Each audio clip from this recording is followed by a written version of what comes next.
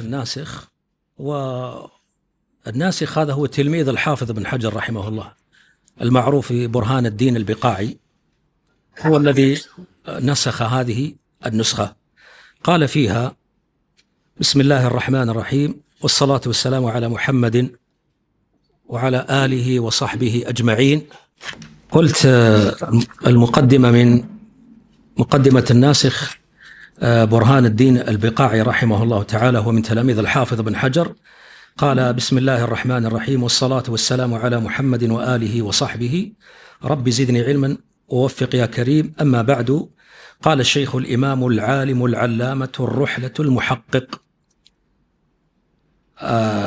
إذن هذا الكلام ليس من كلام الذهبي رحمه الله. كثير من طلبة العلم المبتدئين لا يفرق بين كلام الناسخ وبين كلام المصنف، فإذا وجد ثناء من الناسخ على المؤلف يظن أن المؤلف يثني على نفسه. هذا مهم، وهو يعني عند طلبة العلم واضح جدا. لكن يستفاد من مقدمات الناسخين فوائد يعرف من خلالها يعني زمن نسخ هذه النسخة. فإذا قال مثلا المصنف الناسخ مثلا رحمه الله، قال الشيخ العالم حافظه الله، نأخذ فائدة مهمة جدا، وهي أن هذه النسخة نسخت في حياة المؤلف المصنف، وهي من أعلى النسخ وأغلاها عند المحققين.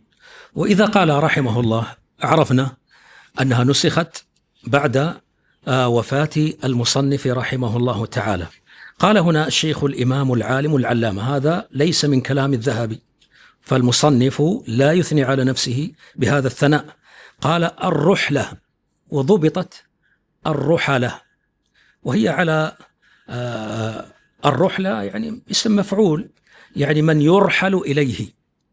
والذهبي رحمه الله فعلا ممن رحل إليه الناس، فهو رحلة بمعنى مرحول إليه.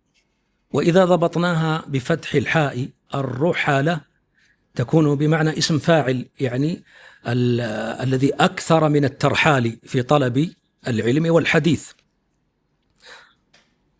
قال بحر الفوائد، ولا شك أن الذهبي كذلك علومه كالبحر غزيرة الفوائد. قال ومعدن الفرائد، يعني الفوائد يعني الفوائد الجليلة التي تستفاد بنوع جهد. قال عمدة الحفاظ والمحدثين، هذه بعضهم يعني انتقدها.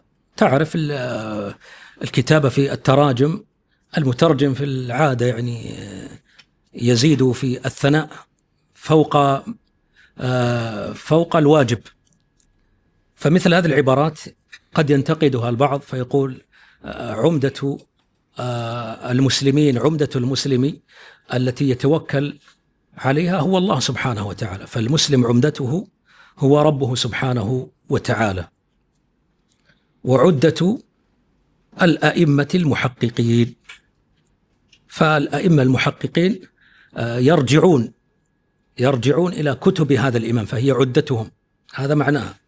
وآخر المجتهدين، هذه أيضا فيها نظر، فباب الاجتهاد لم يغلق، لكن بعضهم يعرف هذا، لكن يريد فقط أن يرفع من شأن هذا الإمام حتى يعرف الناس قدره، فيقول آخر المجتهدين، وهو في قرارة نفسه يعتقد أنه ليس آخر المجتهدين، بدليل أنه هذا تلميذ الحافظ بن حجر اللي هو مجتهد كبير. شمس الدين هذا لقب اشتهر كثيرا في زمن الدولة العباسية فما بعد. شمس الدين محمد، خاصة من اسمه محمد ابن أحمد كانوا يلقبونه بشمس الدين. محمد بن أحمد ابن عثمان الذهبي الدمشقي رحمه الله، ونفعنا بعلومه وجميع المسلمين. ثم قال الحديث الصحيح، الذهبي رحمه الله على طول، لا مقدمة ولا شيء، لا ما عندوش الوقت، على طول الحديث الصحيح. اقرأ.